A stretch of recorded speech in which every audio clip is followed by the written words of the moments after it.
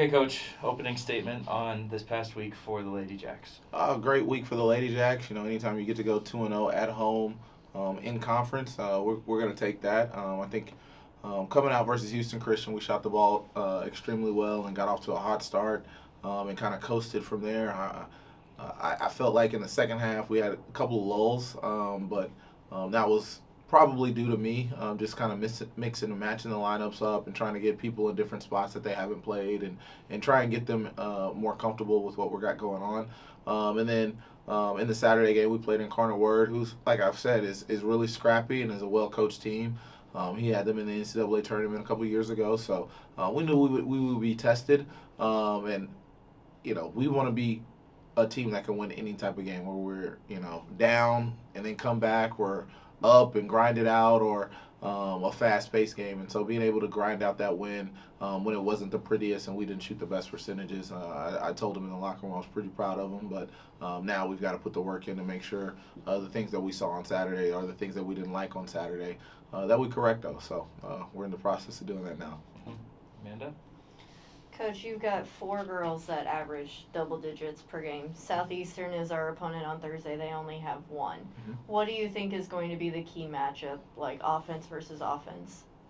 I think they have one person that averages double figures on the defensive end, but they have probably 3 or 4 kids that are in the running for Defensive Player of the Year. They do a really good job on the defensive end, and she has them amped up on the defensive end, and then they execute on the offensive end, and they find Horn on the offensive end, and they know where their bread is buttered. So they're a team that has really good role definition, and I think the same for us. You talked about the kids that are in double digits. I think that we have a couple that are close to being in double digits. So we have a lot of weapons on the offensive ends, and it's a good matchup for us. I mean, early on in the conference season, but we're excited about it, and we can't wait to play. One of those offensive weapons is Faith Blackstone. We saw her get her first career Division I double-double with 18 points and 11 rebounds. Mm-hmm. What do you see from her being your graduate guard transfer? The kid's a professional, and I say that because the way she goes about her business, not that she's a pro already or a WNBA prospect or anything like that, but I say that because, she comes in and she gets her shots up, and then she comes in, a couple minutes before practice, and she shoots on the same goal every single time, and, how she goes about her business is real professional-like, and she's a professional scorer. Whether it's at the three-point line, at the rim, free throw line, mid-range pull-up, the kid can score.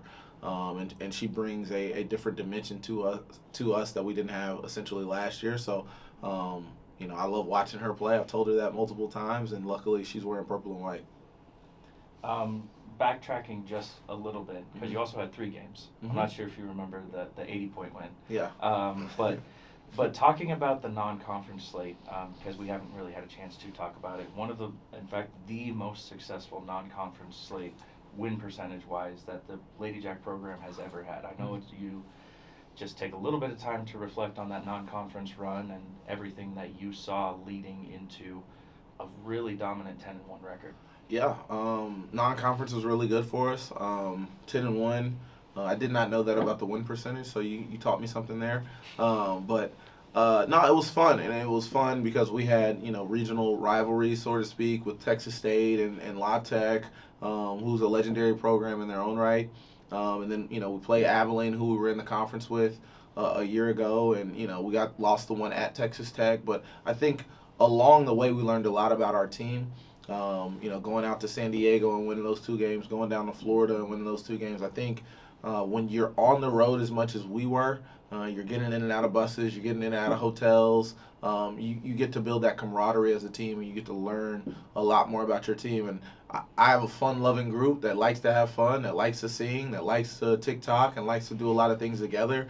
And I think you see that on the court because they like to play together as well. So I'm happy with our group. I'm happy with the non-conference, but, that's flipped 2 pages now, and I'm knee-deep in conference play. So hopefully we don't forget the lessons that we learned in the non-conference slate and are able to build on that momentum going forward. So we touched on it a little bit. We'll go more in depth now. Thursday night, 6:30 against Southeastern Louisiana.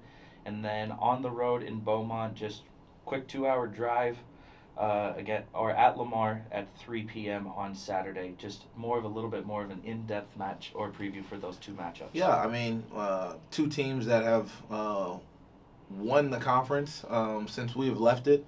Like I said, Southeastern is a really scrappy group that gets up and down.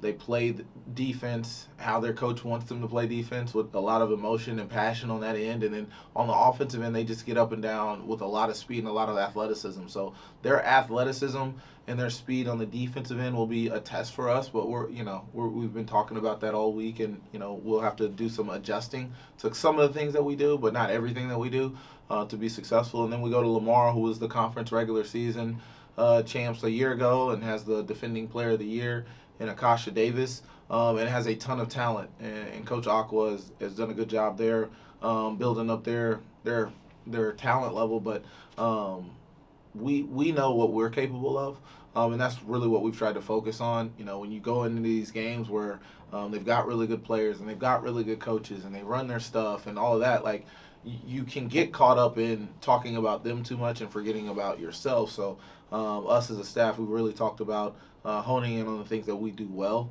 and making sure that we're avoiding the things that we don't do well, while also talking about our opponents and giving them the respect that they deserve. So obviously a huge emphasis to come out to the home game on Thursday, obviously for a nice warm 70-degree indoor sport. For sure. But then also, if fans are able to make it out, this is the time to show the Gas Tank League actual perks, to come out on Saturday, women first against Lamar, and then also the men on the back half too. So high chance to see some quality Division I basketball from both aspects. No doubt. Anytime you go to Beaumont down there, they have they'll have it rocking for us for a doubleheader, and I'm excited about it. Like I always said, the ability to play a game and then our men play right behind it, and they're there rooting you on at the end. I enjoy that. So we need to take care of business Thursday night and then set up a really big matchup down in Beaumont on Saturday. SFA takes on Southeastern Louisiana in the Sawmill Thursday night, 6:30 p.m., and then on the road in Beaumont against Lamar this Saturday at 3 p.m. Coach, as always, thanks for the time. Appreciate you, Hunter. Axe 'em Jacks.